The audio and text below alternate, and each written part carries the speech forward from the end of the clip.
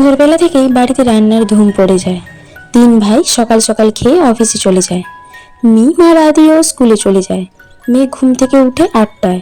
রাত জাগার কারণে সকালে উঠতে পারে না সে। মাঝে মাঝে গোসল করে খেয়ে বের হয়, আর মাঝে মাঝে এমনিতেই চলে যায়। 10টা থেকে 2টো পর্যন্ত বাহিরে কোচিং, তারপর টিউশন শেষ করে বাড়ি ফিরে ফ্রেশ হয়ে খেয়ে একটু ঘুমায়। বিকেলে একটু হই হুল্লোড় করে তারপর পড়াশুনো করে। এই তার বর্তমান জীবন। আজও তার ব্যতিক্রম হলো না। খেয়ে কোচিংয়ের উদ্দেশ্যে বেরিয়ে পড়েছে। বাসার গাড়ি তাকে দিয়ে আসে, আবার কল দিলে গিয়ে নিয়ে আসে। ঠিক ঠিক 12টায় ঘর থেকে বের হয়। আবির ধীর গতিতে নিচে আসে। চিন্তিত মুখ দেখে মা মালিহা খান ভীতস্বরে ছেলেকে জিজ্ঞেস করেন, কিছু হয়েছে তোর বাবা? আবির মুখের ভারী ভাব বজায় রেখে উত্তর দিলেন, কিছু হয়নি, খেতে দাও। ছোটবেলার চঞ্চলতার ছিটে ফোটাও নেই ছেলেটার মধ্যে, এটা ভেবেই বারবার হতাশ হচ্ছেন মালিহা খান। হঠাৎ চোখ পড়ে ছেলের হাতে ব্যান্ডেজের দিকে। হাতটাও ফুলে গেছে অনেকটা।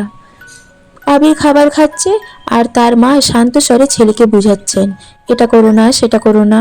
মনে হচ্ছে 5 বছরের শিশু সে। আগুন পানি চেনে না। যদিও বাবা মায়ের কাছে সন্তানরা সারা জীবন শিশুই থাকে।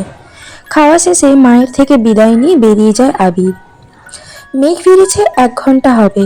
শাওয়ার নিয়ে নিচে এসেছে খেতে। খাওয়া শেষ। তানভীর রুম থেকে ছুটে এসে জিজ্ঞেস করে, বড় আম্মু, আবির ভাইয়া কোথায়?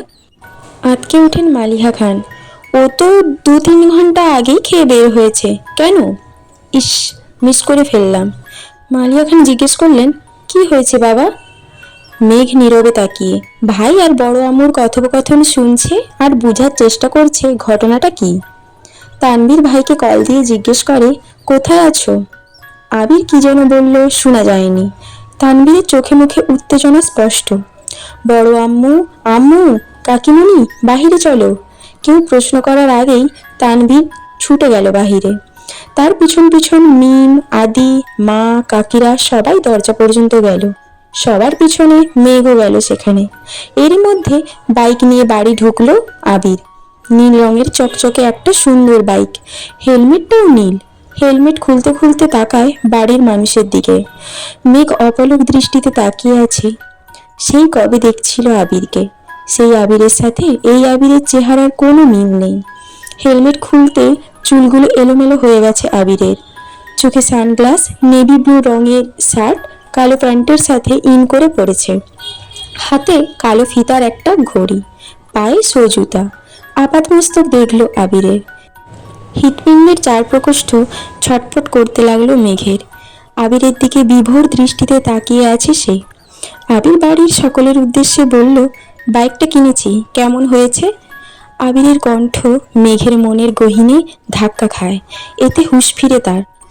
দাঁড়িয়ে থাকতে পারছে না সে। এক দৌড়ে নিজের রুমে ঢুকে দরজা আটকে শুয়ে পড়ে মেঘ। মিম আর আদি হই হুল্লোড় করছে। আবির ভাইয়ার কাছে আবদার করছে ওদের বাইক নিয়ে ঘোরার জন্য।